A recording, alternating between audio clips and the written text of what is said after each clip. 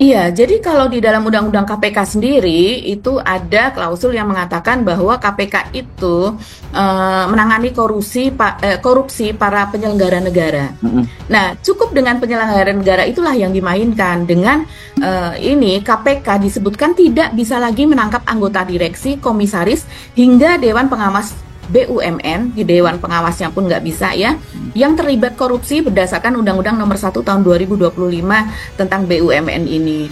Jadi dengan mengatakan bahwa komisaris, direktur, pegawai, karyawan, BUMN maupun Danantara, karena Danantara adalah anak kandung dari BUMN ya Mas Hestu, sama saja itu mereka tidak bisa diperiksa oleh KPK, ditangkap oleh KPK. Jadi memang kewenangan KPK terhadap mereka jadi mandul karena dianggap mereka ini bukan penyelenggara negara. Jadi yang disebut sebagai penyelenggara negara hanyalah ya legislatif, eksekutif, yudikatif begitu, yang memang mereka ini kan merupakan perluasan ya. Tapi mereka ini kan yang namanya BUMN, uangnya itu adalah modalnya modal negara. Yeah. Kemudian mereka usahakan menjadi sesuatu yang untuk hal-hal yang memenuhi kebutuhan negara, baik itu infrastruktur, kesehatan, apapun itu, sampai kemudian juga keamanan, ketahanan, dan sebagainya. Dan artinya yang mereka pegang itu adalah uang negara juga, Mas Hersu. Nah, tapi mereka dianggap tidak sebagai penyelenggara negara. Gitu. Kenapa KPK baru bicara sekarang? Apakah ini cuma bagian dari drama saja gitu ya? Untuk kemudian membenarkan tindakan-tindakan nanti kalau misalkan terjadi kasus atau dicurigai ada kerugian BUMN, dan setelah itu ya KPK bisa bilang ya kan itu sudah sesuai dengan undang-undang. Si undang-undang ini ya dibahas ke kampus-kampus, menjadi sesuatu pembahasan yang terbuka. Akademisnya dulu ya, itu yang dibahas ya. Karena akademis, betul. Tanggapan masyarakatnya seperti apa. Terus kemudian ke forum-forum begitu, di forum-forum yang lain. Bahkan ada kalau seandainya secara inisiatif begitu ya, ada komunitas yang ingin membahas itu, mengundang orang DPR. Jadi sebetulnya undang-undang ini harusnya diberlakukan juga seperti itu. Tapi kan tidak banyak yang mengetahui. Dan seperti halnya undang-undang yang lain, seringkali poin-poin revisi yang ada di dalam undang-undang tersebut juga tidak dilempar dulu secara terbuka. Misalnya diunggah di beberapa website, tidak hanya di website DPR. Bahkan ketika itu kita ingat RUU TNI saja diunggah di website DPR, dan kemudian habis itu mereka denial, nggak ada tuh. Bukan itu gitu ya, undang draftnya bukan itu. Betul. Itu di take down gitu. Jadi seringkali memang masyarakat kesulitan untuk mendapatkan mana sih revisinya, pasal-pasal berapa dan diubah menjadi apa gitu. Yang isinya itu mengubah status direksi atau komisaris BUMN yang tidak lagi disebut sebagai penyelenggara negara. Sehingga secara otomatis KPK jadi tidak bisa lagi memproses kasus korupsi yang melibatkan direksi atau komisaris BUMN. Kaget kita gitu. Ini kapan undang-undangnya disahkan? Ini kok tiba-tiba ada ini gitu. Kenapa sebelum disahkan ini nggak ada perdebatan? Karena biasanya di tahap RUU itu udah rame biasanya gitu. Ini baru rame setelah selesai semuanya. Undang-undang BUMN sudah diselesaikan, sudah disahkan entah kapan. Terus kemudian hari ini kita jadi terkaget-kaget sendiri. Loh, kok bisa lolos? Ya, dan berkat adanya undang-undang BUMN ini, Erick Thohir itu sampai melakukan sosialisasi ke KPK.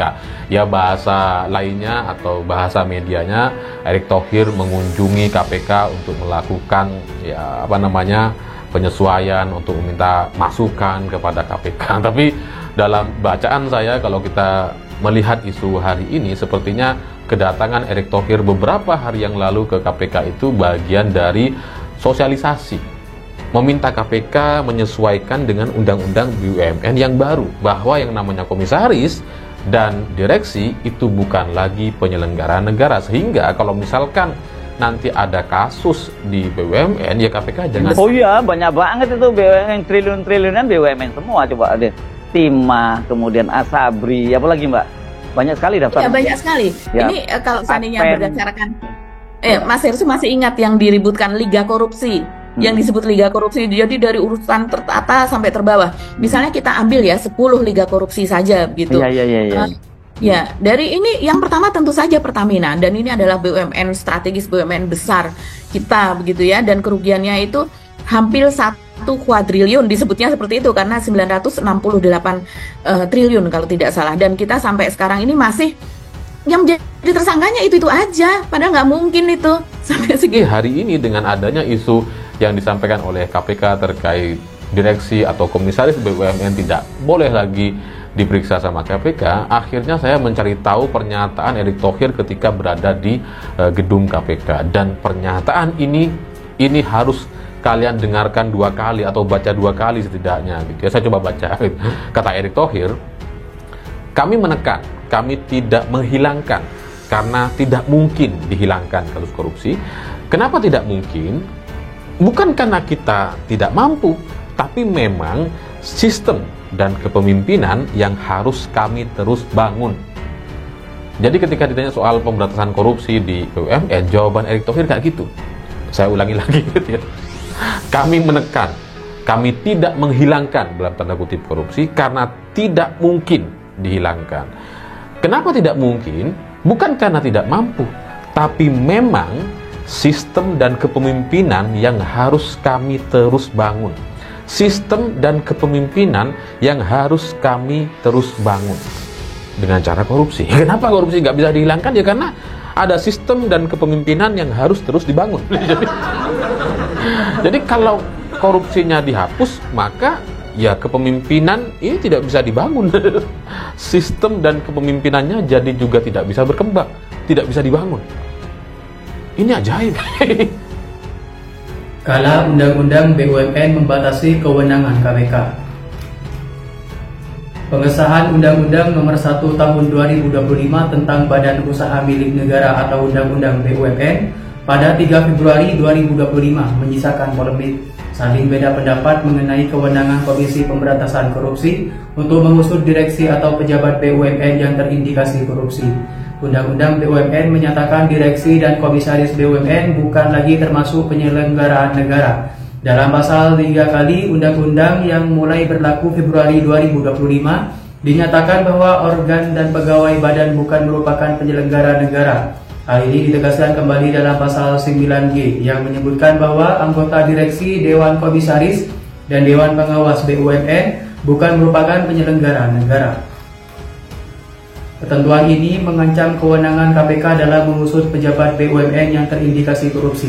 Sebab seperti disebutkan dalam Undang-Undang Nomor 30 Tahun 2002, KPK mempunyai kewenangan mengusut dugaan korupsi yang dilakukan penyelenggara negara. Pasal 6 huruf E Undang-Undang KPK menyebutkan KPK berwenang melakukan penyidikan dan penuntutan terhadap tindak pidana korupsi. Yang A melibatkan aparat penegak hukum, penyelenggara negara, dan orang lain yang ada kaitannya dengan tindak pidana korupsi yang dilakukan oleh aparat penegak hukum atau penyelenggara negara dan atau menyangkut kerugian negara paling sedikit 1 miliar rupiah.